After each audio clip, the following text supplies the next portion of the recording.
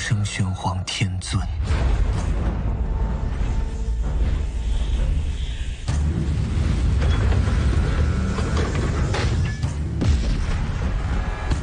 Jumpa lagi dengan Albara. Kita lanjutkan cerita Lord of the Mysteries. Jangan lupa share, like, komen, dan subscribe. Penguasa misteri bab 256, bertemu apoteker lagi. Sebelum meninggalkan rumah, Klein melempar koin untuk menanyakan apakah bermanfaat baginya untuk mengunjungi Bravehearts Bar hari itu. Setelah menerima hasil negatif, dia melihat sekelilingnya sebelum berbisik ke udara, apakah ada yang mengawasiku hari ini? Setelah beberapa detik hening, suara halus nona bodyguard tiba-tiba terdengar dari belakangnya. Tidak. Klein tanpa sadar menoleh ke belakang, tetapi dia gagal menemukan nona pengawal. Perhatiannya segera kembali ke jawaban yang diterimanya karena dia tidak dapat menahan tawa kecil dalam hatinya. MI9 bahkan tidak memasukkanku ke dalam daftar tersangka mereka sama sekali. Setelah memastikan bahwa Rosago tidak mencari saya, mereka menyingkirkan saya sepenuhnya. Haruskah saya merasa terhormat atau terhina? Memang benar bahwa seorang detektif yang menyibukkan diri mencari kucing tidak mungkin bisa dikaitkan dengan pembunuhan seorang duta besar atau menyingkirkan seorang ahli urutan 5. Lebih jauh lagi, MI9 telah mengawasiku selama beberapa waktu. Kepanikanku, ketidakberdayaanku, dan perjuanganku untuk mempertahankan diri terpampang di hadapan mereka. Jelas bahwa aku tidak dapat menimbulkan bahaya berarti pada duta besar. Dengan mengingat hal itu, Klein mengenakan topi setengah atasnya, membawa tongkat hitam bertatakan perak, dan berjalan keluar dari jalan Mins 15. Ia menghabiskan 2 soli untuk kereta sewaan yang membawanya ke Bravehearts Bar di jalan Iron Gate di area jembatan Backlund. Dia masuk seperti orang biasa, berjalan melewati para pemabuk yang bersorak-sorai di sekitar ring tinju, dan mengetuk meja ketika dia sampai di meja bar. Segelas bir Southfield. Bartender itu menatapnya dan bergumam, "Kaspar ada di ruang kartu 3. Klein tersenyum dan menyodorkan 5 koin tembaga bernilai 1 sen kepada pria itu. Lalu, sambil membawa cangkir kayu dan menyeruput bir Southfield yang putih, lembut, dan berbusa, dia berjalan mengitari 2 panggung yang paling riuh, paling ramai, dan paling bold. Lalu mengetuk pintu ruang kartu 3. Kaspar sedang bermain poker Texas dengan taruhan tak terbatas. Tumpukan uang tunai bertumpuk tinggi di depannya, begitu pula koin-koin kuning yang menumpuk dalam tumpukan yang berkilauan. Melihat tatapan Klein, pedagang senjata gelap dengan bekas luka besar di wajahnya mengernyitkan hidung merahnya yang besar dan berkata dengan santai, "Saya tidak suka menggunakan chip karena rasanya tidak nyata bagi saya." Tekstur uang tunai dan berat koin-koinnya tetap saja membuat saya mabuk. Sama saja dengan meniduri wanita. Setelah menyelesaikan kalimat itu, Kaspar sedikit mengernyit. "Apa yang kamu lakukan di sini lagi?" Klein tidak menjawab secara langsung, tetapi dia memberi isyarat dengan mulutnya untuk berbicara keluar. "Sialan, aku akan menghabiskannya dengan tangan ini. Omong kosong, aku akan fold." Kaspar melempar 2 kartu di depannya ke tengah meja, lalu dia terlatih-tatih ke pintu dan berkata kepada Klein, "Sebaiknya kau punya alasan yang bagus." Setelah meninggalkan ruang kartu dan tiba di sudut, Klein berkata dengan suara tertahan, "Aku ingin tahu kapan pertemuan terakhir akan diadakan." "Sama seperti yang terakhir." Kaspar menatapnya dengan curiga. "Bukankah kau sudah membuat kesepakatan dengan Marik? Ini bukan tentang menyewa pengawal. Mengenai itu, kau tahu. Aku jadi sangat tertarik dengan itu." Klein mengatakan yang sebenarnya. Kaspar ragu-ragu lalu berkata, "Akan ada pertemuan malam ini." Penyelenggaranya orang yang sama seperti terakhir kali, tetapi Anda harus menunggu lebih dari setengah jam. Saya akan memberitahu mereka terlebih dahulu. Anda menunjukkan reputasi Anda terakhir kali, jadi saya rasa tidak akan ada masalah besar. Tidak masalah, aku akan membayarmu. Klein menyentuh uang di sakunya. Kali ini Anda hanya perlu membayar 1 pound. Kaspar bersikap seolah-olah dia sangat murah hati. Itu sepadan, kata Klein sambil sudut bibirnya melengkung ke atas. Setelah membayar Kaspar, ia mencari tempat duduk dan duduk, meminum bir Southfield yang beraroma malt dan menikmati kompetisi di atas ring. Aku bisa mengalahkan dan mengalahkan mereka di saat yang sama. Klein dengan cepat sampai pada kesimpulan ini. Setelah sekitar 10 menit, Kaspar kembali ke bar, melihat sekeliling, dan berkata dengan suara rendah, mereka setuju. Kita akan ke sana setengah jam lagi. Holy Lord of Storms, kuharap kau tidak melupakan topeng itu. Klein memberikan jawaban positif. Dia memperlambat minumnya sambil mulai menyesap, dan butuh waktu setengah jam untuk menghabiskan 500 ml bir Southfield. Itu adalah jalan yang sama yang mereka lalui sebelumnya, dan itu adalah rumah yang sama tanpa cahaya. Klein mengenakan topeng besi yang hanya menutupi setengah wajahnya, dan dia memperhatikan saat Kaspar mengetuk pintu secara berirama. Iramanya berbeda dari sebelumnya, ketukannya selalu berubah. Klein mendengarkan dengan saksama sejenak, lalu melihat papan pintu kecil terbuka dan sepasang mata mengintip keluar.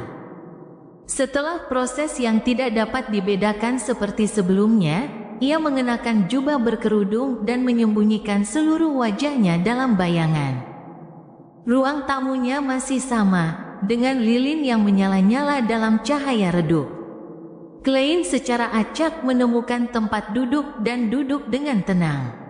Namun tidak seperti sebelumnya, dia tidak lagi merasa tertekan atau tegang. Sebaliknya, dia santai melihat sekelilingnya. Angin dingin yang berhembus di tengkuknya membuatnya yakin bahwa nona pengawal telah mengikutinya tanpa ada seorang pun yang menyadarinya. Seperti yang diharapkan, tidak ada pakar urutan 5 dalam pertemuan ini. Bahkan mungkin tidak ada urutan 6, pikir Klein. Setelah mendengarkan pembicaraan itu sejenak, dia melihat apoteker berwajah bulat itu mengubah posturnya seolah ingin berbicara. Seperti yang diduga, apoteker yang setengah wajahnya yang tembam terekspos dengan cepat mengangkat tangannya dan berkata, Black Snake tampaknya telah mati di selokan. Binatang-binatang itu masih merajalela. Ular hitam mati? Klein terkejut mendengar berita itu. Black Snake adalah orang yang telah menjual sisa-sisa listener kepadanya, yang memungkinkannya untuk berhasil menciptakan Language of Foulness. Diduga bahwa dia berasal dari Ordo Aurora. Kekuatannya sama sekali tidak rendah. Namun, dia benar-benar mati saat menjalankan misi sederhana membersihkan binatang buas di selokan. Klein mengerutkan kening dengan curiga. Tiba-tiba dia memikirkan sesuatu. Saat dia menemukan mayat Zriel, dia mendengar suara berdebar jauh di dalam selokan. Saat dia membawa Ian ke sana, beberapa bagian tubuh Zriel telah dimakan oleh binatang buas aneh. Itu berada di ujung jalan Iron Carbon di Isborough, cukup jauh dari area jembatan Backlund, dan saya bertanya-tanya apakah ada hubungannya. Klein tidak punya dorongan untuk memverifikasi ini. Berita kematian ular hitam dengan cepat menyebar ke seluruh ruangan yang gelap, mengundang banyak orang berbisik-bisik.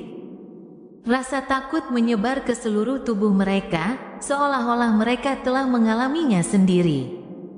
Sang apoteker bertepuk tangan dan berkata, "Jadi, apa yang harus saya lakukan?" Bisikan-bisikan itu tiba-tiba menghilang, dan keheningan membekukan memenuhi ruangan. Seperti yang telah disarankan oleh sang apoteker tanpa takut menyinggung perasaannya, Klein berpikir sejenak dan berkata, jika aku jadi kamu, aku akan berhenti mengonsumsi ramuan lainnya dan tidak akan pernah ke sana lagi. Kenapa? Mereka akan segera dewasa, dan binatang buas yang bersembunyi di kedalaman selokan biasanya tidak akan keluar, tanya sang apoteker ragu-ragu. Klein sengaja berkata dengan suara serak, Black Snake kemungkinan besar didukung oleh organisasi. Kematiannya pasti akan memicu penyelidikan. Aku yakin kau tidak ingin berinteraksi dengan mereka. Kan, memiliki sisa-sisa pendengar tidak berarti bahwa ular hitam adalah anggota Ordo Aurora. Dengan merujuk kepada pencipta sejati sebagai makhluk agung, hal ini dikonfirmasi. Lagi pula, ia lebih suka percaya bahwa ini adalah kasusnya daripada berharap akan suatu kebetulan. Ya, apoteker itu mengangguk sedikit, tampaknya sudah mengambil keputusan.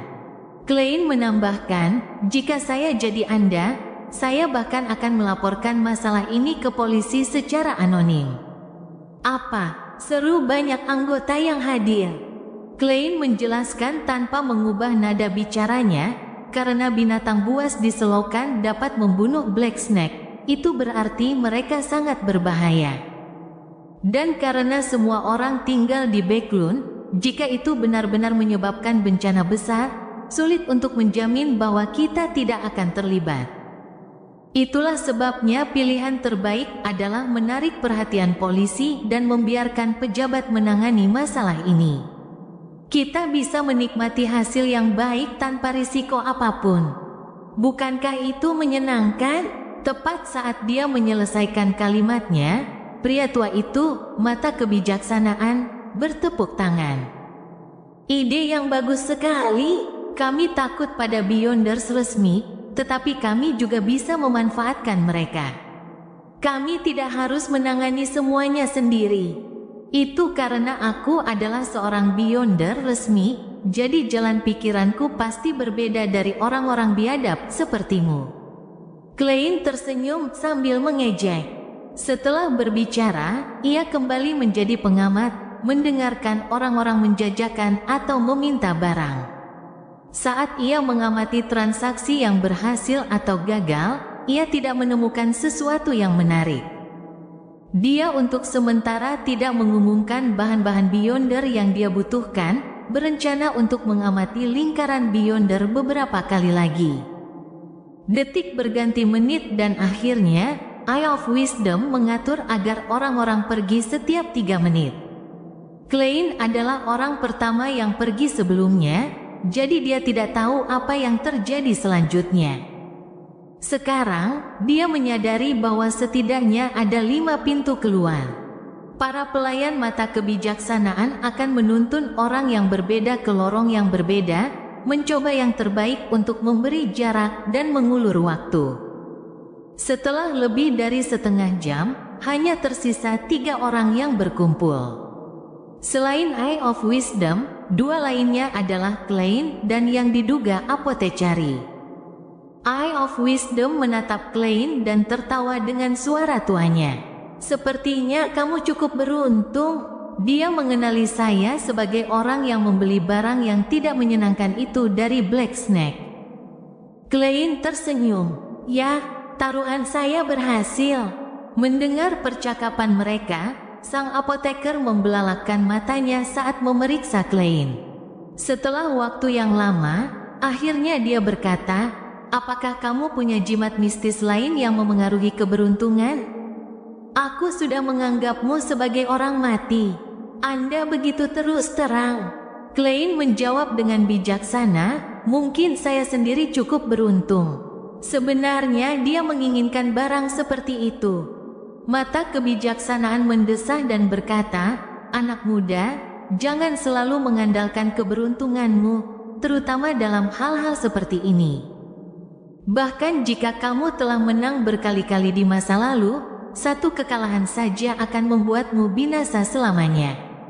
Aku tahu, itulah sebabnya aku datang ke pertemuan ini untuk melihat apakah aku bisa membeli barang-barang yang berguna. Heh, aku bisa dianggap sama seperti kalian semua sekarang, kata Klein, tampak santai.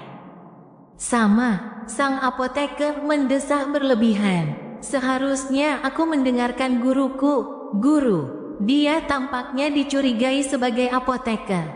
Jalur apoteker dikendalikan oleh gereja Ibu Pertiwi dan aliran pemikiran kehidupan. Aliran pemikiran kehidupan mewariskan ajaran mereka melalui bimbingan. Jantung Klein berdebar kencang dan bertanya dengan rasa ingin tahu, "Mengapa kamu berkata seperti itu?" Sang apoteker mendesah dan berkata, "Guruku menyuruhku untuk memilih jalan yang akan membuatku cukup beruntung. Tetapi pada akhirnya, aku tetap menjadi peramu obat. Akibatnya, aku tidak dapat menemukan bahan ramuan berikutnya untuk urutan ini selama 2 tahun penuh. Aku iri dengan keberuntunganmu. Buatlah seseorang cukup beruntung. Ini sangat mirip dengan jalur urutan untuk monster. Dia benar-benar berasal dari sekolah pemikiran kehidupan." Klein tersenyum dan berkata, "Apa alasanmu memilihnya?" Sang apoteker tiba-tiba menegakkan punggungnya dan berkata, "Ini adalah pilihan seorang pria. Setelah mengetahui bahwa saya dapat meramu obat untuk meningkatkan kemampuan saya di bidang itu, saya memilih jalan ini tanpa ragu-ragu." Penguasa Misteri bab 257/2081. Sungguh alasan yang sangat masuk akal. Setelah mendengar jawaban sang apoteker, Klein tidak dapat mengendalikan perubahan ekspresinya meskipun dia seorang badut. Untungnya, dia mengenakan topeng besi di wajahnya. Sang apoteker tidak menyadari reaksi Klein dan Eye of Wisdom, dan ia mulai mengurai rambutnya. "Itulah mengapa saya sangat menyukai Beklun. Ada banyak pelacur berkeliaran di jalanan, nongkrong di luar gedung musik, teater, menunggu di jalan-jalan dan gang-gang. Mereka adalah pekerja profesional atau pekerja paruh waktu. Mereka awalnya adalah pembantu atau pekerja, masing-masing dengan selera yang berbeda.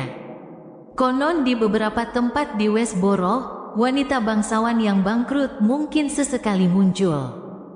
Itu benar-benar sesuatu yang patut dinantikan." Klein mendorong topeng besi yang menutupi wajahnya ke atas dan dengan cepat mengganti topik pembicaraan. "Apakah gurumu keberatan dengan pilihanmu?" Sang apoteker menggelengkan kepalanya sedikit. "Tidak, dia hanya mengusirku dari pintu sialan itu setelah mengajariku semua pengetahuan di bidang herbal, menyuruhku menjelajahi dunia dan merasakan hidup. Sialan! Dia bahkan tidak memberitahuku di mana menemukan bahan ramuan berikutnya." Pada titik ini, apoteker itu menatap Klein dan menambahkan, "Jika kau tahu di mana bisa mendapatkan kristal sumsum Spring of the Elves, tolong beritahu aku. Aku akan membayarmu untuk itu. Tentu saja, kau juga bisa membelinya terlebih dahulu lalu menjualnya kepadaku dengan harga yang lebih tinggi. Kau orang yang beruntung. Siapa tahu, kau bisa membantu memenuhi keinginanku." "Baiklah," Klein setuju dengan santai. Ia kemudian bertanya dengan serius, "Jika itu terjadi, bisakah aku menggunakannya untuk menukar formula ramuan untuk apoteker?" Dari sudut pandangnya, seorang apoteker sangat berguna sebagai pendukung. Dia dapat menggunakannya untuk melatih para pembantu. Sang apoteker, yang tidak dianggap terlalu gemuk, dengan cepat menggelengkan kepalanya dan berkata, "Tidak mungkin. Saya hanya bisa mengajar murid-murid saya. Apakah ini aturan Life School of Touh?" Dia mungkin telah bersumpah dengan keberadaan rahasia sebagai saksi. Klein tidak terkejut. Pada saat itu, sang apoteker tertawa. "Tetapi saya dapat memberitahu Anda di mana Anda bisa mendapatkan formula apoteker. Di sini, di Beklun." "Hebat!" Klein terkejut dan senang. Menyadari bahwa mata kebijaksanaan hendak mengirimnya pergi, dia buru-buru bertanya, "Tuan apoteker, apakah Anda punya obat untuk mengobati gangguan mental dan masalah lainnya?" Klein bertindak untuk Nona Bodyguard, untuk membuatnya merasa lebih yakin. Setelah sedikit dipengaruhi oleh sang pencipta sejati dan berpotensi menjadi orang gila, bahwa dia berusaha mati-matian untuk menemukan obatnya. Ya, ada obat penenang, 10 soli untuk 1. Aku akan membawakan 4 untukmu di pertemuan berikutnya. Percayalah, ini jelas jauh lebih berguna daripada yang ada di rumah sakit. Aku telah menambahkan beberapa bahan dengan spiritualitas, jawab apoteker tanpa ragu. Betapa mahalnya, di pasar bawah tanah di Tingen. Jumlah obat penenang yang berasal dari rumah sakit berkisar antara 1 hingga 2 soli, sedangkan berbagai macam obat yang bocor dari Nighthawks, Mandated Punishers, dan machinery Hifimine berkisar antara 4 hingga 5 soli. Saat pikiran ini terlintas di benaknya, Klein berpura-pura, menatap Eye of Wisdom, dan berkata, "Tuan yang terhormat, bolehkah saya menghadiri pertemuan berikutnya?" "Ya, 2 penampilan terakhirmu adalah bukti niat baikmu. Anak muda, perhatikan harian Backlund Morning Pulse. Bila ada iklan pembelian barang oleh Ernst Firm di halaman kelima, itu berarti akan ada rapat di sini pukul 8 malam berikutnya. Kekuatan dan frekuensi ketukan didasarkan pada harga yang tercantum. Angka pertama adalah jumlah ketukan berat. Angka kedua adalah jumlah ketukan ringan. Angka ketiga adalah jumlah jeda panjang dan angka keempat adalah jumlah jeda pendek. Sisanya tidak ada artinya," kata Eye of Wisdom sambil mengangguk. Setelah menjelaskan informasi itu, dia menghela napas dan berkata, "Kehidupan Beyonder yang bukan pejabat atau bagian dari suatu organisasi tidak sebaik yang kau bayangkan. Di satu sisi, kita harus menjaga rahasia, menghindari para pejabat, dan setiap saat, kita harus menjaga keadaan yang waspada dan hati-hati. Di sisi lain, kita harus melawan kemungkinan kehilangan kendali dan kegilaan. Terlalu banyak dari jenis kita yang telah mati karena 2 hal ini. Bahkan jika kita berhasil menghindari perhatian petugas dan terhindar dari kehilangan kendali dan menjadi gila, kita tetap akan terjerumus ke dalam kesulitan kekurangan bahan dan ketidakmampuan menemukan barang yang kita inginkan atau memperoleh pengetahuan yang cukup. Saya menyelenggarakan pertemuan semacam itu agar semua orang saling membantu. Sayangnya, ini adalah era misteri yang langka. Banyak bahan Beyonder yang jarang terlihat.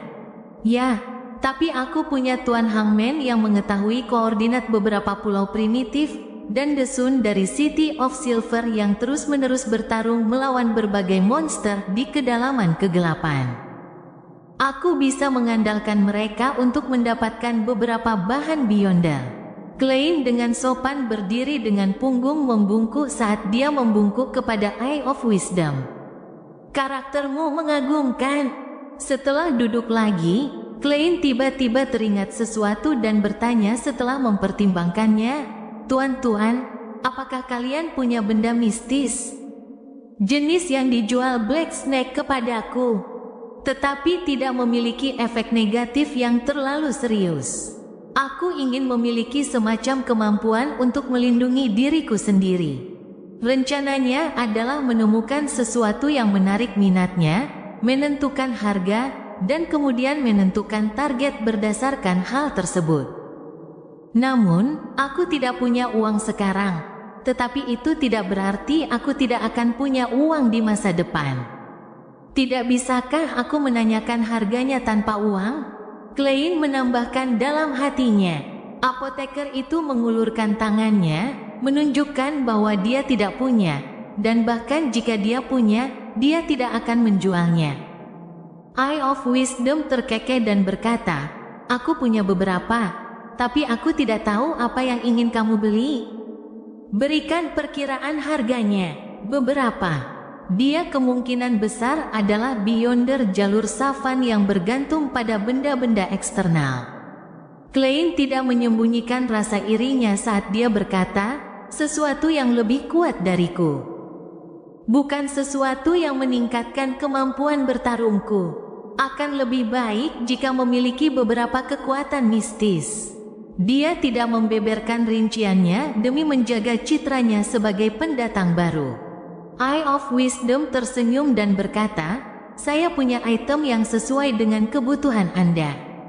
Nama kode sebelumnya adalah 2081. 2081, tanya Klein bingung. Kebingungannya hanyalah penyamaran di permukaan, tetapi di dalam, dia sangat terkejut. Apakah ini artefak tertutup yang bocor dari gerbang Chinese Gereja Dewi Malam? Klein tidak menyangka akan melihat nama kode yang familiar di sini. Eye of Wisdom dengan santai menjelaskannya dengan sederhana, banyak benda mistis memiliki efek samping yang cukup jelas yang dapat menyebabkan bahaya tertentu. Oleh karena itu, 7 gereja ortodoks akan mencarinya dan menyegelnya. Benda-benda itu disebut artefak tertutup dan dibedakan menggunakan angka sebagai nama kode. Selama periode perdebatan dan pertukaran pendapat yang panjang, ketujuh gereja membentuk konvensi penamaan yang seragam. Konvensi ini memberi label tingkat bahaya yang berbeda dengan 0, 1, 2, dan 3. Di antara semuanya, 0 adalah yang paling berbahaya. Rumor mengatakan bahwa beberapa di antaranya adalah benda-benda mengerikan yang dapat menghancurkan negara atau bahkan dunia. 7 gereja ortodoks akan saling bertukar informasi mengenai kelas 0 dan kelas 1, saling memberitahu kelas mana yang mereka miliki. Oleh karena itu, nama kode kelas 0 dan kelas 1 tidak akan diulang. Kelas 2 dan kelas 3 diatur oleh gereja masing-masing, sehingga gereja yang berbeda mungkin memiliki nama kode yang sama. Klein sudah lama mengetahui tentang situasi umum di dalam Night Talks, tetapi ada sesuatu yang membingungkannya. Informasi mengenai artefak tertutup kelas 0 dan kelas 1 dipertukarkan, bukankah itu akan mengungkap rahasia besar? Itu akan membuat gereja lain tahu berapa banyak kartu tersembunyi yang mereka miliki. Tentu saja, ini juga bisa dilihat sebagai bentuk pencegahan strategis untuk menghindari konflik langsung antara ketujuh gereja. Klein mempertimbangkan kemungkinan alasannya. Ya, meskipun aku tidak dapat menjelaskan alasan melakukan itu memang terjadi.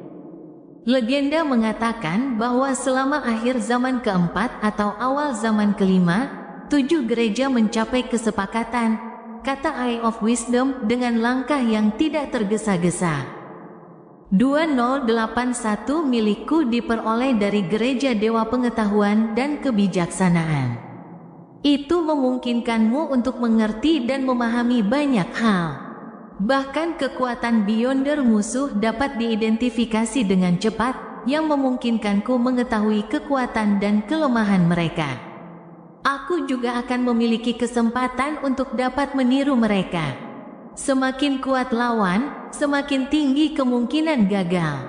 Tentu saja, bahkan keberhasilan pasti akan menghasilkan perbedaan besar dari yang asli. Kedengarannya sangat kuat. Bukti bahwa pengetahuan adalah kekuatan. Pada akhirnya, akankah ada situasi di mana kemahatauan setara dengan kemahakuasaan? Aku menarik kembali penilaianku sebelumnya. Tuan Tua Mata Kebijaksanaan mungkin bukan seorang penilai. Identifikasinya terhadap barang-barang mungkin bergantung pada artefak tertutup 2081. Klein mendecak lidahnya tanpa suara saat dia bertanya dengan penuh minat, jadi, berapa banyak yang harus kubeli untuk itu? Apa saja kekurangannya? Itu akan membuatmu terus berpikir dengan kecepatan tinggi. Begitu melewati batas waktu, kau akan menjadi orang terbelakang, jawab Eye of Wisdom singkat tanpa memberikan rincian yang cukup. Pada saat ini, apoteker di sampingnya bergumam, mungkin otakmu sudah rusak. Kau terus berbicara tentang koleksimu. Cepat atau lambat, seseorang akan merampokmu dan membunuhmu. Tuan, bujukan Anda selalu menjijikkan. Klein tak dapat menahan diri untuk tidak mengolok-oloknya. Mata kebijaksanaan tertawa dan berkata, "Bagaimana kau tahu kalau aku tidak mengatakannya dengan sengaja untuk membuat orang-orang serakah menyerangku?" Ya, seperti hukum jebakan yang pernah dijelaskan oleh Kaisar Roselle. Setelah tawanya berhenti, dia menepuk sandaran tangan sofa dan mendesah. Sebagai orang yang suka mengoleksi barang, sungguh menyakitkan tidak bisa memamerkan koleksiku kepada orang lain. Lalu dia menatap Klein. "Maaf, 2081 tidak dijual. Itu koleksi terbaikku, dan saat itu aku menghabiskan 6.800 pound untuk membelinya." Artefak tertutup pada level ini dapat berharga 4.000 hingga 20.000 pound dan ditentukan oleh efek dan efek samping negatifnya. Namun, sebagian besar waktu, itu tidak dapat dibeli dengan uang. "Lalu mengapa kau banyak bicara?" Klein menahan kedutan mulutnya. Tampaknya merasakan reaksinya. Eye of Wisdom terkekeh dan berkata, "Yang benar-benar ingin aku rekomendasikan adalah 2 item. Yang pertama adalah bros. Itu dapat memungkinkanmu untuk mengusir roh dan memurnikannya, serta menggunakan sebagian mantra di domain matahari. Kelemahannya adalah selama kamu memakainya, kamu tidak akan pernah merasakan kesejukan. Kamu akan selamanya terjebak di musim panas yang hangat di selatan." Yang lainnya adalah topi yang dapat berubah bentuk. Mengenakannya memungkinkanmu untuk bergerak bebas di bawah air setidaknya selama setengah jam dan memungkinkanmu untuk menggunakan beberapa mantra domain air atau angin. Kelemahannya adalah kamu akan menginginkan air. Begitu kamu berjalan di darat, kamu secara bertahap akan melemah. Harga barang serupa berkisar antara 1.500 hingga 3.500 pound, dan terkadang, bahkan jika Anda menaikkan harga beberapa kali lipat, barang tersebut belum tentu dijual karena jarang muncul. Butuh waktu lebih dari 3 dekade bagi saya untuk mengumpulkan beberapa barang. Klein mengangguk sedikit dan berkata, "Aku akan memikirkannya, dan aku akan membuat keputusan selama pertemuan berikutnya." Pada titik ini, dia sengaja tersenyum dan berkata, "Lagi pula, saya tidak punya banyak uang saat ini." Penguasa misteri bab 258, kasus pembunuhan. Jalan beton itu menjadi kotor karena hujan yang berkepanjangan. 2 lampu gas, setinggi pria dewasa, di sepanjang kedua sisi jalan memancarkan cahaya terang namun berkabut karena embun di kaca. Sebuah kereta sewaan melaju di malam hari sementara pejalan kaki di sekitarnya mengenakan topi atau membawa payung. Klein bersandar ke dinding sambil mengagumi jalanan malam Backlund. Pada saat itu, dia tiba-tiba merasakan suhu di dalam kereta turun drastis. Angin dingin dan suram bertiup. Klein menoleh dan melihat nona pengawal, mengenakan gaun bangsawan gotik berwarna hitam, tengah duduk di hadapannya tanpa ia sadari. Suaranya halus dan melamun. Mata kebijaksanaan itu merasakan kehadiranku. Seperti yang diharapkan, Klein mengangguk, tidak terkejut. Dia memiliki beberapa benda mistis. Mungkin dia merasakanmu karena benda-benda itu. Aku bahkan menduga bahwa dia memiliki organisasi di belakangnya. Jika tidak, sangat mustahil bagi Eye of Wisdom untuk mengumpulkan beberapa item mistis yang relatif kuat dalam 30 tahun hanya dengan kekuatannya sendiri. Sebelumnya, Laksamana Muda Hurricane Kilangos hanya memiliki 1 Creeping Hunjer meskipun menjadi salah satu dari 7 Laksamana bajak laut yang hebat. Tentu saja, mungkin saja Laksamana tersebut memiliki standar yang tinggi dan item mistis biasa tidak menarik perhatiannya. Lagi pula, dengan Creeping Hunjer, ia bisa menjadi lebih lengkap dan hampir tanpa kelemahan. Ya, Agar Eye of Wisdom sendiri bisa kaya, pasti ada penjelasan yang cukup bagus juga. Dia telah menyelenggarakan begitu banyak pertemuan, dan begitu dia menemukan benda mistis yang cocok, dia tidak akan segan mengeluarkan biaya untuk mendapatkannya. Memiliki beberapa benda dalam koleksinya bukanlah hal yang luar biasa. Sepertinya dia punya tambang emas di rumah, atau dia mengelola bank. Klein mengejek dalam hati. Dia tidak menyebutkan secara terperinci bahwa dia telah menduga bahwa mata kebijaksanaan berasal dari gereja dewa mesin dan uap, atau dari gereja dewa pengetahuan dan kebijaksanaan. Karena takut dia akan membocorkan kepada nona pengawal bahwa dia bukanlah seseorang yang baru saja menjadi seorang Beyonder. Nona pengawal yang berambut pirang itu mengangguk sedikit, seolah setuju dengan kecurigaan Klein. Tiba-tiba dia mengerutkan kening dan melihat ke jendela di seberangnya. Bau darah yang kuat. Tercium bau darah yang kuat. Klein menoleh dengan bingung dan melihat keluar jendela. Ada sebuah gang terpencil di tengah gerimis. Di dekat mulut gang, seorang wanita mengenakan gaun indah tergeletak di tanah. Pada saat itu, seorang pejalan kaki lewat dan setelah diperiksa dengan teliti, tiba-tiba menjerit. Teriakan itu sedikit mengejutkan si kuda, sementara kusir kereta segera mengencangkan tali kekang, memperlambat laju kereta. Di bawah cahaya lampu gas, Klein melihat wajah pucat wanita itu tergeletak di tanah di ujung gang. Ada luka dalam di perutnya, dan organ dalamnya tampak berlubang. Darah di tanah di sekitarnya mengalir perlahan, merah tua dan kental. Ini, sebagai mantan Night Hawk yang berkualifikasi, dia dengan cepat memikirkan banyak kasus serupa. Hal ini seringkali dikaitkan dengan pemujaan setan. Dan dalam hal pemujaan setan, pemujaan itu hampir selalu dikaitkan dengan organisasi kuno.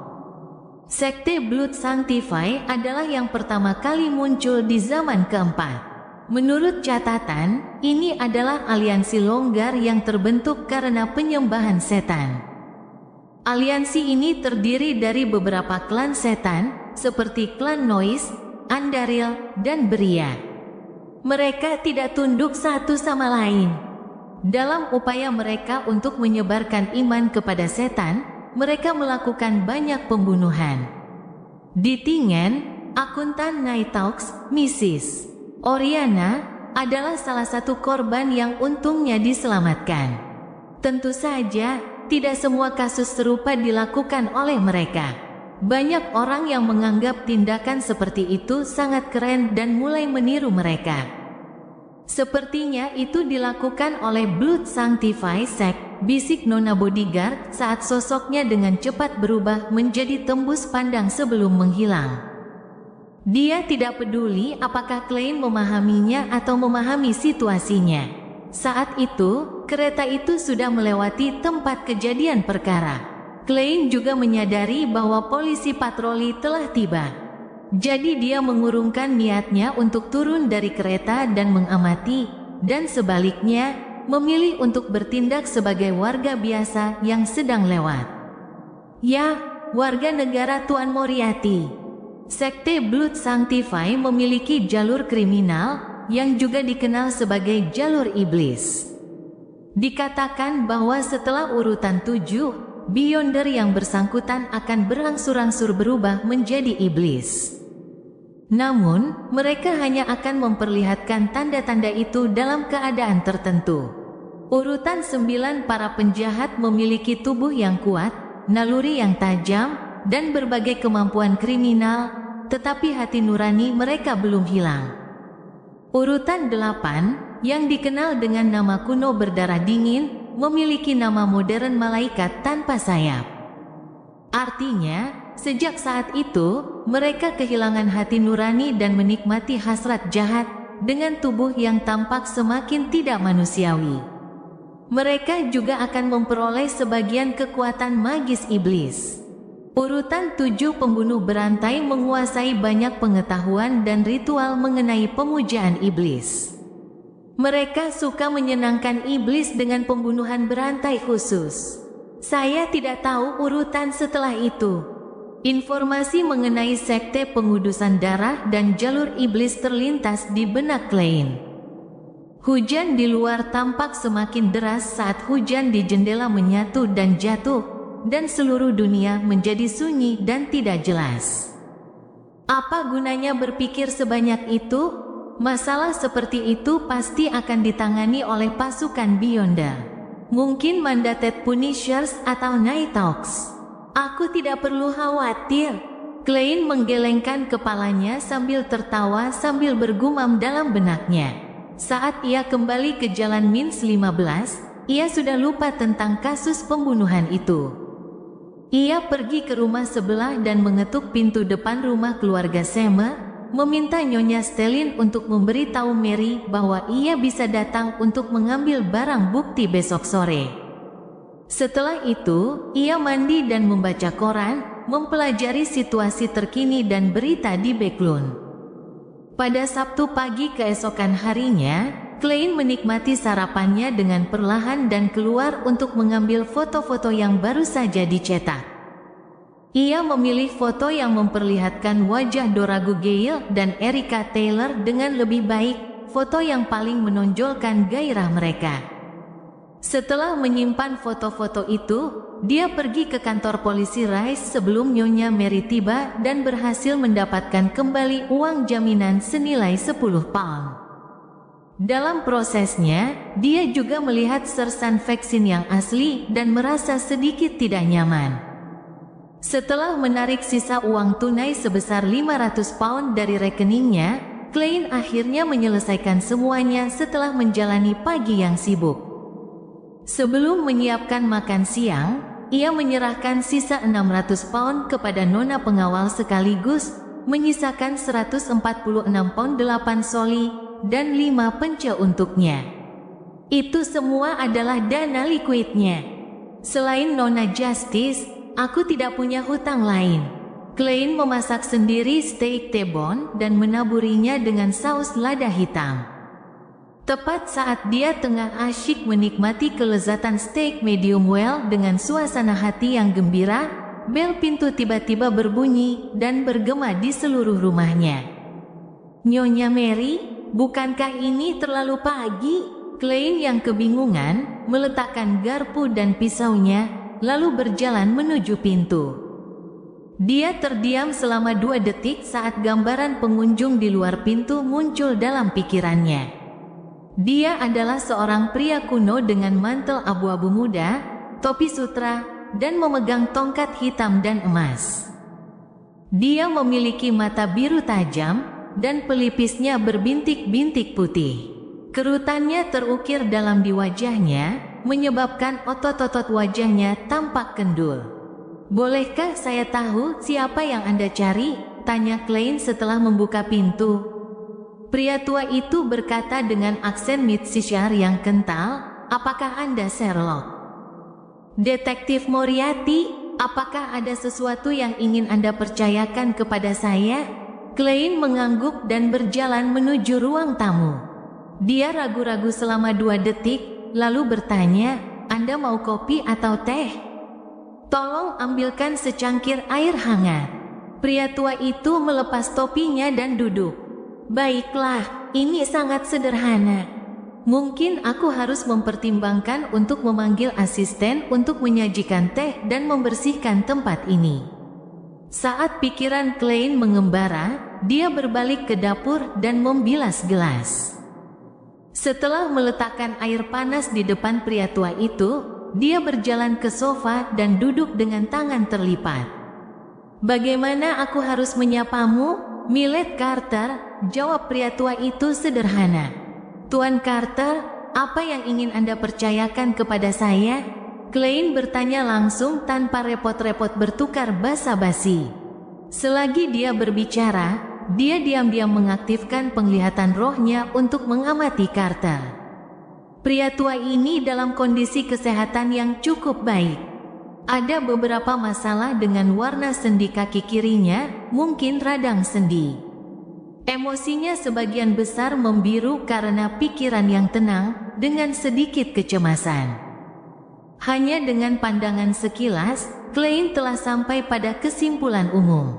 Millet Carter mengangkat cangkir porselen putih itu dan, sambil menggosok permukaannya, berkata, masalahnya adalah, saya telah membeli rumah di William Street. Saya berasal dari Mid-Cheshire dan karena bisnis saya akan tinggal di Backlawn secara permanen. William Street, di mana itu? Baru berada di Backlawn kurang dari sebulan. Klein, yang harus melihat peta atau mengandalkan intuisinya, berusaha semaksimal mungkin untuk terlihat tenang dan dapat diandalkan. Millet Carter menatapnya, dan di bawah tatapannya, dia melanjutkan, ada desas-desus bahwa rumah itu awalnya dimiliki oleh seorang Viscount yang bangkrut. Itu sekitar 2 hingga 3 dekade lalu. Setelah beberapa kali berpindah tangan, akhirnya saya membelinya.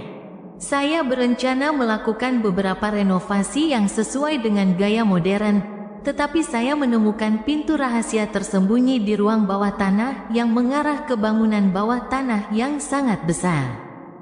Mengingat mungkin tidak aman di dalam, saya menghentikan sementara pembangunan, dan saya mencegah para pekerja dan pelayan untuk menjelajahinya dengan gegabah. Saya harap Anda dapat membantu saya memastikan situasi di dalam bangunan bawah tanah tersebut. Struktur bawah tanah, reruntuhan kuno, harta karun rahasia. Klein berpikir dan berkata, mengapa kamu tidak menelepon polisi? Sumber daya yang dapat dikerahkan polisi lebih dari 100 kali lipat dari yang dapat dikerahkan detektif swasta seperti saya. Hasil penyelidikan pasti akan lebih baik dan lebih dapat diandalkan. Millet Carter mengusap pangkal hidungnya. Saya tidak ingin terlalu banyak orang mengetahui hal ini, terutama pemerintah. Jika saya memastikan tidak ada bahaya dalam struktur bawah tanah tersebut, maka saya bermaksud untuk menggunakannya sebagai bagian dari struktur tersebut dan menggunakannya kembali. Saya tahu ini berisiko tinggi bagi Anda, dan saya bersedia membayar 50 pound untuk itu. Namun, Anda tidak boleh memiliki lebih dari 3 asisten, dan saya dapat menggantinya nanti, tergantung pada situasinya. 50 pound, itu harga yang cukup tinggi. Jika aku detektif biasa, itu setara dengan 2 atau 3 bulan penghasilanku. Dia baru saja tiba di Backlawn dan tidak mengenal detektif lain. Dia hanya bisa membaca koran untuk mencari orang yang bisa disewa dan akhirnya mendatangiku. Klein ragu-ragu selama beberapa detik. Biarkan aku memikirkannya. Tiba-tiba dia menyunggingkan senyum minta maaf. Lalu menunjuk ke belakang dan berkata, saya perlu ke kamar mandi. Millet Carter mengangguk sedikit dan menyesap air panas. Setelah memasuki kamar mandi dan menutup pintu kayu, Klein melihat ke cermin dan mengeluarkan 1 sen tembaga. Karena dia membawa nona pengawal bersamanya, dia tidak dapat memastikannya di atas kabut kelabu, jadi dia hanya dapat mengandalkan kemampuan ramalannya sendiri. Saya harus menerima tugas ini. Klein melantunkan mantra sebanyak 7 kali dan menjentikkan koin sambil melihatnya jatuh. Gedebuk. Koin tembaga jatuh ke telapak tangannya dan potret raja menghadap ke atas, menunjukkan respons positif. Klein mengangguk sedikit, lalu berbisik ke udara, apa yang dikatakan intuisimu? Sosok nona pengawal segera muncul di cermin. Dia menjawab tanpa ekspresi, ada sejumlah bahaya, tapi tidak terlalu besar. Bagus sekali. Klein menyimpan koinnya, mencuci tangannya, lalu keluar dari kamar mandi dan menuju ruang tamu. Dia menatap Millet Carter dan berkata sambil tersenyum, saya akan menerima tugas ini. Penguasa misteri bab 259, struktur bawah tanah. Setelah menandatangani kontrak dengan Millet Carter dan menerima pembayaran di muka sebesar 10 pound, Klein tidak langsung bergegas ke William Street. Sebaliknya, ia membuat janji pada pukul 4 sore. Millet memahami hal ini. Detektif Sherlock Moriarty harus merekrut orang untuk melakukan eksplorasi sendirian. Ketika pria tua itu pergi, Klein segera kembali ke meja makan dan memotong steak yang telah dingin sebelum melahapnya. Serius deh, apa dia nggak perlu makan siang? Kenapa dia harus datang di waktu seperti ini? Setelah hampir tidak mengisi perutnya, Klein dengan kesal mulai membersihkan. Pada pukul 2 siang, Nyonya Mary tiba sesuai jadwal. Matanya sedikit merah dan bengkak, tetapi wajahnya tampak muram. Stellin Seymour yang menemaninya tidak punya pilihan selain tetap diam. Klein menyerahkan sebuah amplop berisi foto yang dipilihnya dengan cermat. Nyonya, mohon konfirmasinya. Mary terdiam selama 2 detik dan menarik napas perlahan. Kemudian, ia mengambil amplop itu, mengeluarkan foto itu, dan memeriksanya. Luar biasa, sangat luar biasa. Anda detektif paling efisien dan bertanggung jawab yang pernah saya temui. Saya merasa terhormat memperkenalkan Anda sebagai anggota klub kula. Ini adalah sisa 7 pound untuk pembayaran. Anda pantas mendapatkannya. Mary mengeluarkan dompet dari tas kulitnya dan menghitung uang kertas 5 pound dan 2 uang kertas 1 pound. Kemudian, tanpa menunggu tanggapan Klein, dia memasukkan kembali foto itu ke dalam amplop, memasukkannya ke dalam tas tangannya, dan tiba-tiba bangkit untuk pergi. Ketuk, ketuk, ketuk. Sepatu botnya yang tak berkancing mengeluarkan suara tergesa-gesa saat dia menginjaknya. Stellin Seymour berjuang untuk mengimbanginya. Saat membuka pintu, Mary tersandung dan hampir jatuh. Tetapi untungnya, Stellin menangkapnya. Dengan episode ini, Mary jelas melambat dan tampak menjadi tenang. Nyonya, Anda lupa membawa kamera portabel. Nanti saya berikan pada Nyonya Seymour, dan dia akan membawanya pada Anda. Klein menyaksikan kejadian ini dalam diam, menggelengkan kepalanya pelan tanpa berkata apa-apa. Dia kembali ke lantai 2, tidur siang, dan bangun dengan nyaman karena bunyi lonceng gereja di dekatnya. Klein telah mencari di peta dan mengonfirmasi bahwa William Street berada di perbatasan Westborough dan Empress Borough, kawasan pemukiman di jantung Backlund. Rumah bagus di Westborough dan Hillston Borough harganya sekitar 2.500 pound. Rumah Millet Carter dekat dengan Empress Borough dan merupakan properti milik mantan Viscount. Daerah itu pasti cukup besar. Total harga pembeliannya setidaknya 3.500 pound, bahkan mungkin 5.000 pound. Itu akan cukup untuk membeli barang mistis yang lumayan bagus. Dia benar-benar datang mengunjungi saya tanpa pembantu rumah tangga atau petugas, mungkin karena dia baru di Backlund dan belum menetap. Klein mengenakan mantel berkancing ganda, topi, dan memegang tongkatnya sebelum menuju ke Main Street. Lampu gas belum dinyalakan, dan jalanan tampak lebih gelap dibandingkan malam hari, tetapi udaranya cukup baik, tanpa udara yang menyesakkan di wilayah timur. Dengan menaiki kereta sewaan, ia pergi ke William Street. Klein melihat seorang pelayan menunggu di luar rumah unit 8. Pelayan laki-laki itu, yang mengenakan rompi merah dan celana panjang berwarna terang, membungkuk hormat kepada tamu yang datang. Selamat siang, bolehkah saya bertanya apakah Anda detektif Moriarty? Ya, saya punya janji dengan Tuan Carter. Klein mengangguk dan mengikuti pelayan itu ke sebuah rumah besar dengan taman dan halaman rumput. Rumah itu berlantai 2. Lantai pertama berantakan, dengan banyak material bangunan berserakan di mana-mana. Ada pekerja yang datang dan melakukan beberapa modifikasi. Millet Carter tidak mengenakan topi. Sambil menutupi hidungnya, dia berjalan mendekat.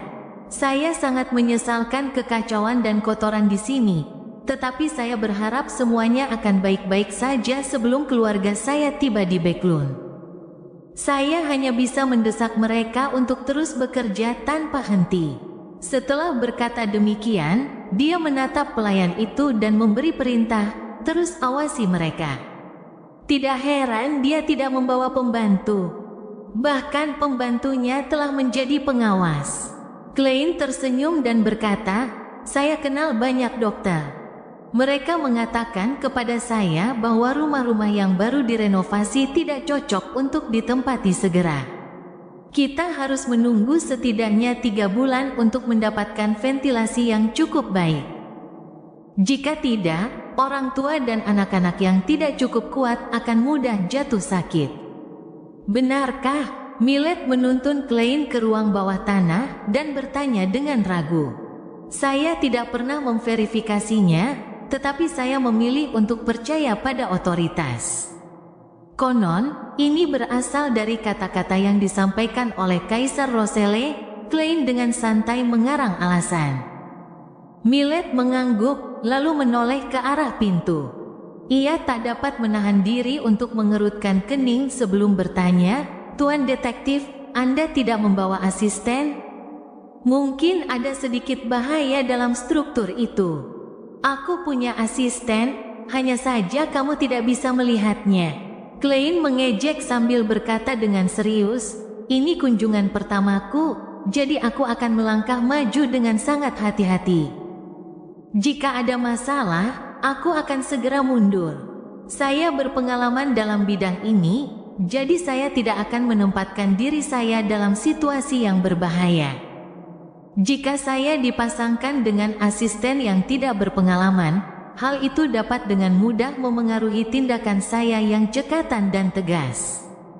Millet terkejut. "Anda sangat profesional."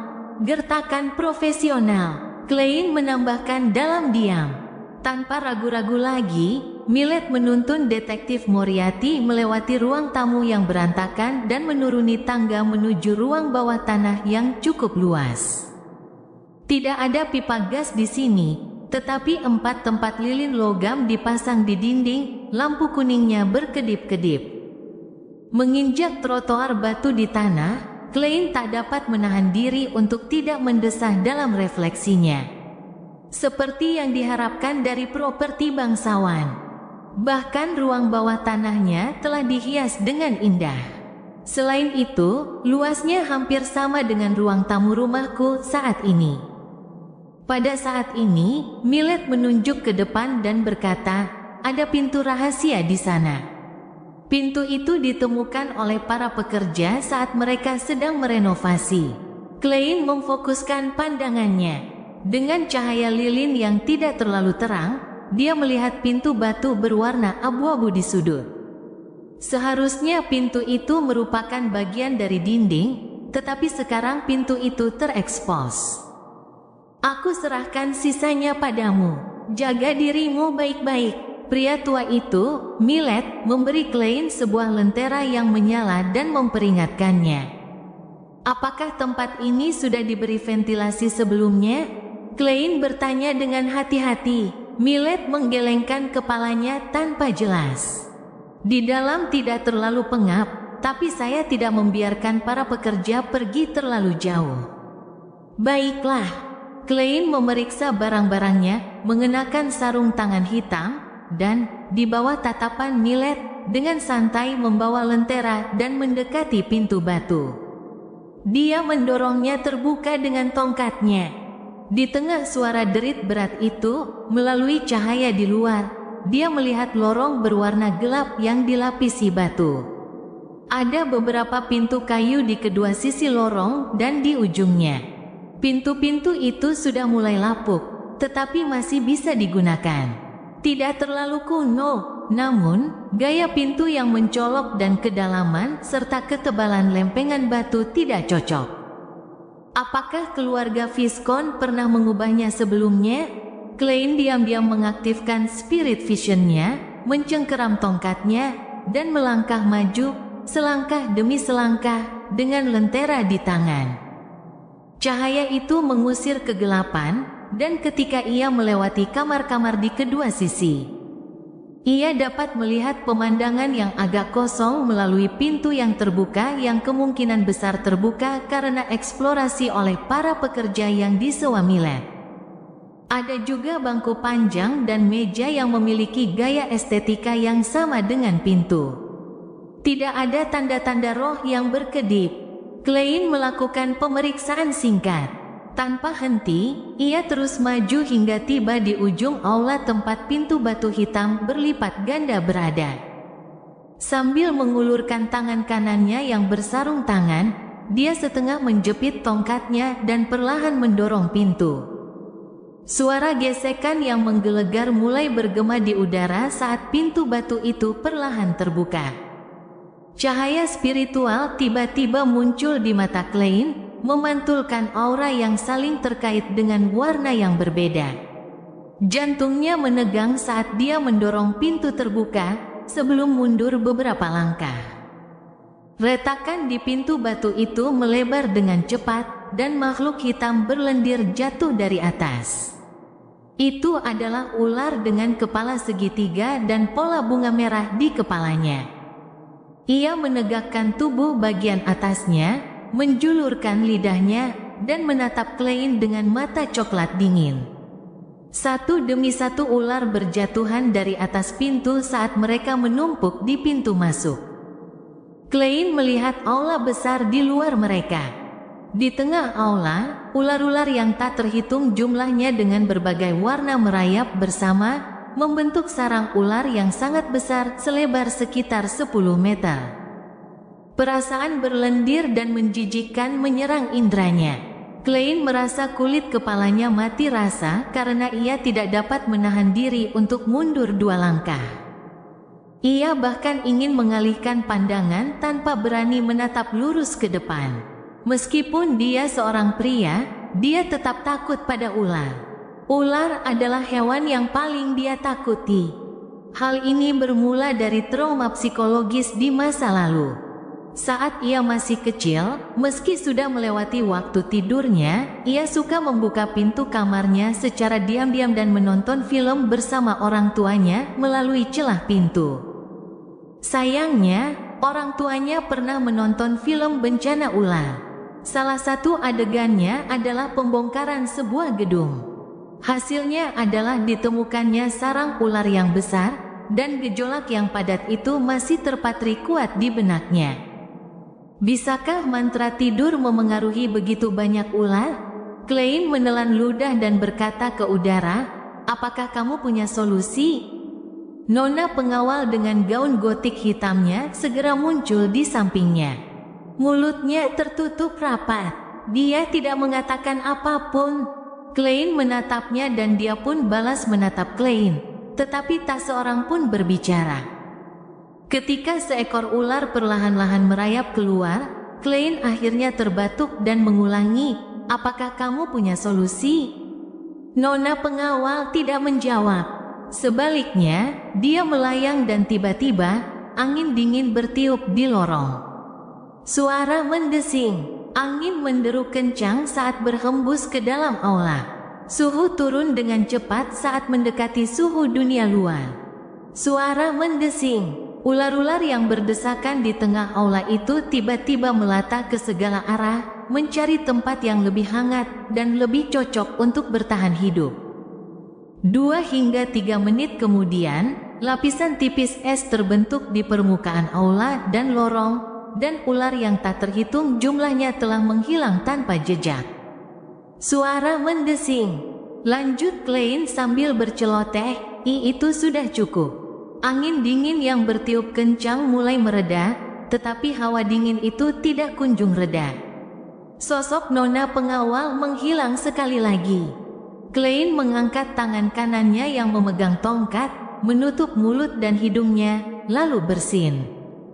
Kemudian, ia mengangkat lentera dan dengan hati-hati berjalan melalui pintu batu menuju aula yang luas.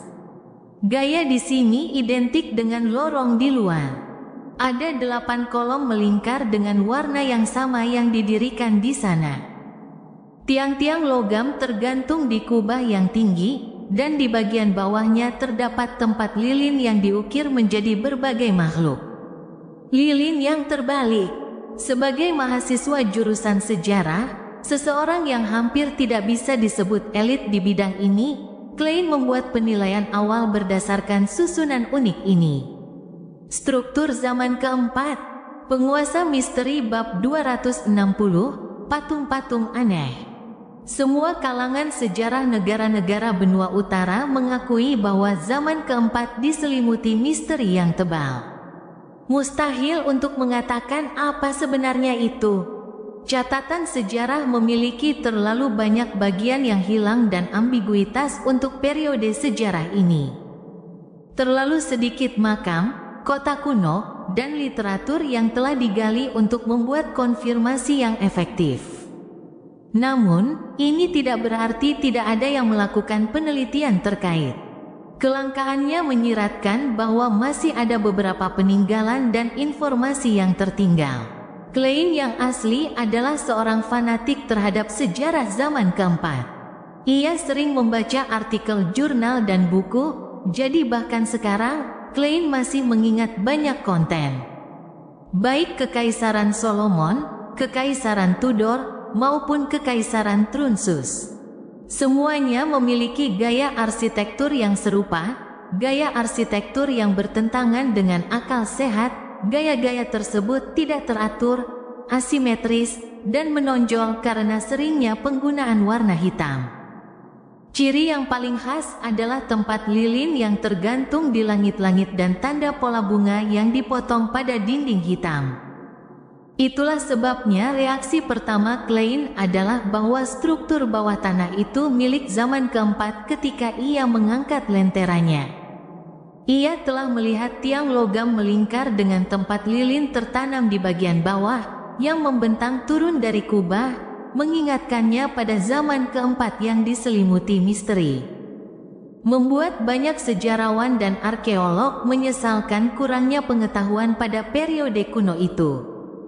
Beberapa artikel jurnal menyebutkan bahwa jumlah tempat lilin di dalam bangunan yang berbeda-beda. Meskipun ketiga kekaisaran menganggap asimetri itu indah, mereka tampaknya memiliki aturan yang ketat dan cermat dalam setiap aspek. 3 di sebelah kiri dan 2 di sebelah kanan adalah standar tertinggi yang dapat dinikmati oleh warga biasa. Ini didasarkan pada struktur bangunan dan rumah-rumah yang tersisa. Klein mengangkat lengannya dan mengangkat lentera tinggi-tinggi. Dia berjalan perlahan, menghitung tempat lilin di kedua sisi. Aula itu bahkan lebih lebar dari yang ia duga. Ia telah berjalan setidaknya 100 meter sebelum ia melihat sebuah panggung setengah meter di atas tanah.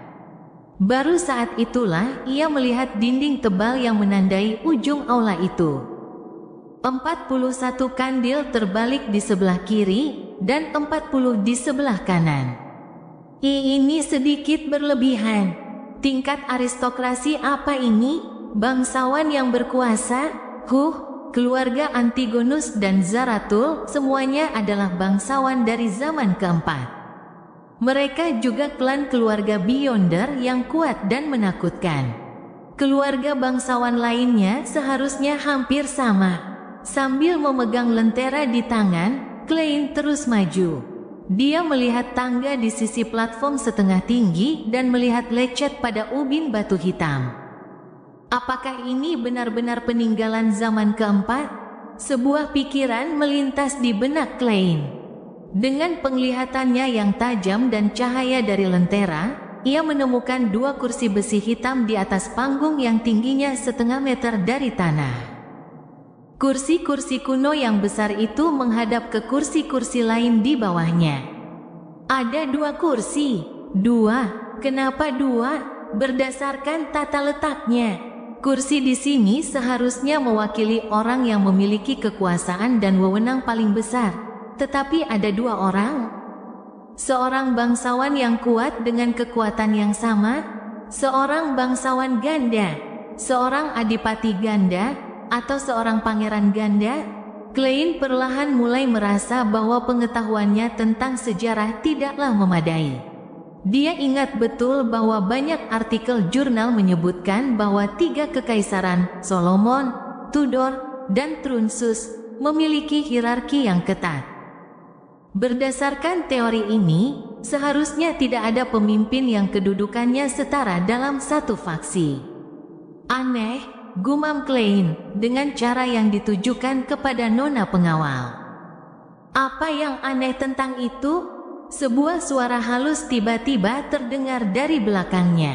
Di aula kuno yang luas, gelap, kosong, dan sunyi, suara ini sangat menakutkan.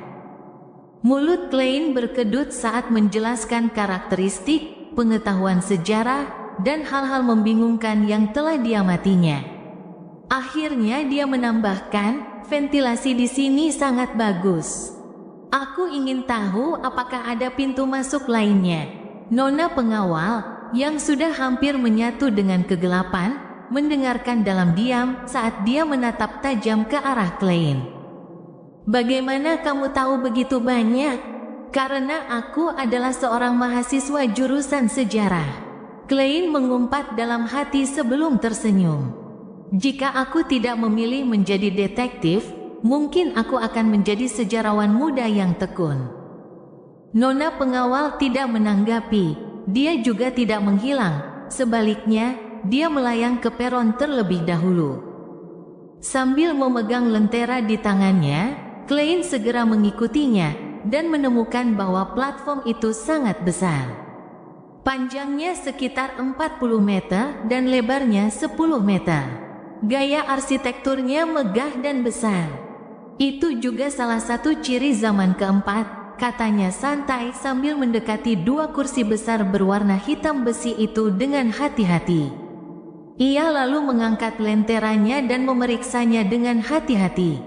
Sepertinya kursi itu dimaksudkan untuk diduduki oleh raksasa setinggi 3 meter. Ada lambang di bagian belakang kursi. Di sisi ini, ada mahkota hitam. Di sisi lain, ada tangan yang memegang tongkat kerajaan. Aku ingin tahu apa lambang itu sendiri. Klein berkata pada dirinya sendiri, tidak mengharapkan jawaban dari nona pengawal. Namun, wanita yang sedang mengambang itu tiba-tiba berkata, ini adalah lambang keluarga Tudor. Hah, Klein menoleh dengan heran, menyadari bahwa nona pengawal mengacu pada tangan yang memegang tongkat kerajaan. Keluarga Tudor, apakah ini peninggalan dinasti Tudor zaman keempat? Anggota keluarga kerajaan mana yang memiliki istana ini? Klein mengerutkan kening dan berkata, apakah kamu mengenali lambang lainnya? Tak disangka ia dinilai setara dengan anggota keluarga Tudor. Nona pengawal menggelengkan kepalanya tanpa berkata apa-apa. Melihat hal ini, Klein terpaksa melupakan ide untuk mempelajarinya untuk sementara waktu dan berkata, setelah keluarga Tudor dan Trunsus mendirikan kerajaan masing-masing, mereka berdua mempertahankan gaya asli yang berasal dari Kekaisaran Solomon, seperti tempat lilin terbalik, tanda lecet, dan sebagainya. Ini tidak sesuai dengan akal sehat. Jika saya adalah kaisar, bahkan jika saya harus mewarisi banyak hal, saya tetap akan membuat perubahan tertentu untuk menandai keunikan saya. Apakah ini berarti bahwa ketiga kerajaan tersebut memiliki hubungan yang tersembunyi dan tidak berubah? Dia menduga bahwa keluarga Solomon, Tudor, dan Trunsus menggunakan Dark Emperor, yang merupakan jalur pengacara. Gaya yang sama dibutuhkan untuk berakting. Nona pengawal terdiam beberapa detik sebelum berkata beberapa patah kata. Hanya seorang kaisar yang bisa disebut kaisar. Apakah ini konfirmasi dari ideku? Klein tidak bertanya lebih lanjut. Dengan lentera di tangannya, dia mengitari 2 kursi besar berwarna hitam pekat, tetapi dia tidak menemukan apapun lagi. Mari kita lihat ke depan, usul Klein. Sebelum dia menyelesaikan kalimatnya, nona pengawal telah melayang menuju ujung peron. tetapi suasana suram dan dingin di sekitarnya tetap tidak berubah. Beberapa meter di depan, Klein melihat dengan bantuan cahaya lentera 7 pintu batu hitam besar dan berat di dasar aula. Pintu-pintu itu berjejer, 2 di sebelah kiri, 1 di tengah, 4 di sebelah kanan, sangat sesuai dengan pengejaran asimetri zaman keempat. Klein menyerahkan tongkat itu ke tangannya yang memegang lentera, melemparkan koin secara acak, dan berbisik, "Aku harus mulai dari kiri." Ding! Koin tembaga itu jatuh dan mendarat di telapak tangannya, potretnya menghadap ke atas. "Ayo ke kiri," Klein memimpin. Nona pengawal mengikuti tanpa bersuara hingga mereka mencapai pintu di ujung kiri sebelum berkata dengan nada halus, "Di sebelah kanan juga sama." Dengan kata lain, tidak masalah apakah aku melakukan ramalan atau tidak. Sudut mulut Klein melengkung saat dia mengangkat lentera dan memeriksa simbol dan pola di pintu. Dengan latar belakang hitam pekat, itu adalah bulan sabit berwarna merah tua yang dikelilingi titik-titik cahaya terang. Ini, pupil mata Klein tiba-tiba mengerut. Ini adalah lambang suci kegelapan, simbol Dewi Malam. Selama zaman keempat, gereja Dewi Malam telah mendukung dinasti Tudor. Dia dengan penuh perhatian meletakkan tangannya di pintu batu. Pekik. Pintu batu hitam itu perlahan terbuka di tengah suara berderit kasar dan berat. Saat cahaya dari lentera bersinar ke dalam ruangan, Klein mulai melihat bagian dalamnya, sedikit demi sedikit. Ada beberapa meter ruang terbuka di pintu masuk, juga dilapisi ubin batu gelap, dan sebuah platform setinggi hampir 1 meter. Klein dengan hati-hati bergerak maju, mengangkat lentera untuk menerangi benda di peron. Beberapa detik kemudian, cahaya api membentuk garis besar sebuah patung besar. Panjangnya sekitar 4 hingga 5 meter dan hampir memenuhi seluruh ruangan. Dia adalah seorang wanita yang sangat cantik dengan wajah pucat. Tangan kanannya menopang kepalanya saat dia berbaring di peron. Dia mengenakan gaun klasik hitam berlapis yang tidak terlalu rumit. Ada lingkaran sinar yang memancar di bagian bawah kepalanya. Pada gaun wanita ini, ada bintik-bintik cahaya yang berkilauan. Itu adalah potongan-potongan permata yang cemerlang dan gemilang. Sekilas, Klein merasa seolah-olah sedang melihat malam dan bintang-bintang. Hal ini digariskan pada bentuk lingkaran di bawah kepala wanita itu yang menyerupai bulan purnama. Ini, pikiran Klein seakan membeku, tetapi sebuah tebakan segera muncul dari dalam dirinya. "Dewi Malam," suara nona pengawal terdengar sedikit bingung. Baik dari segi simbolisme maupun bentuk aslinya, tampaknya itu adalah patung sang dewi. Tebakan Klein akhirnya terwujud, bergema keras di benaknya. Dia ingat pernah bertanya kepada Kapten Dunsmith tentang salah satu perbedaan antara dewa jahat dan dewa sejati. Dewa jahat dikatakan memiliki gambar yang menyerupai makhluk cerdas, tetapi dewa sejati hanya memiliki lambang suci yang dibentuk oleh simbol. Namun hari ini, tepat pada saat ini, di dalam bangunan bawah tanah yang kuno dan aneh ini, ia melihat sebuah patung yang menyerupai Dewi Malam. Apa maksudnya ini? Hanya memikirkannya saja membuat Klein merinding. Mungkinkah sang dewi dulunya adalah dewa yang jahat? Tidak, mungkin itu adalah dewa jahat lain yang jatuh ke wilayah malam. Namun, lambang suci kegelapan di dekat pintu tidak berbeda dengan yang sedang digunakan saat ini. Atau mungkin, memiliki citra makhluk cerdas bukanlah metode standar untuk membedakan antara dewa sejati dan dewa jahat? Lagi pula, level kapten tidak cukup tinggi. Dan pemahamannya tentang situasi belum tentu cukup akurat. Ada kemungkinan juga bahwa keluarga Tudor sengaja menghujat sang dewi. Ya, itu juga bisa menjadi cara untuk menyiapkan suatu ritual aneh. Banyak pikiran berkelebat di benak Klein.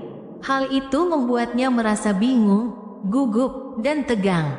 Namun, ia juga merasakan perasaan aneh yang tidak dapat dijelaskan. Setelah melihat sekeliling, Klein, yang tidak melihat apapun lagi, menarik napas dalam-dalam dan berkata, "Ayo pergi ke pintu lain dan melihat-lihat. Aku ingin tahu apa yang dimaksud dengan 6 pintu lainnya. Apakah pintu itu sama aneh dan jahatnya?" Pikirnya serius. Nona pengawal mengangguk perlahan. Cerita bersambung. Jangan lupa share, like, komen, dan subscribe agar tidak ketinggalan cerita selanjutnya.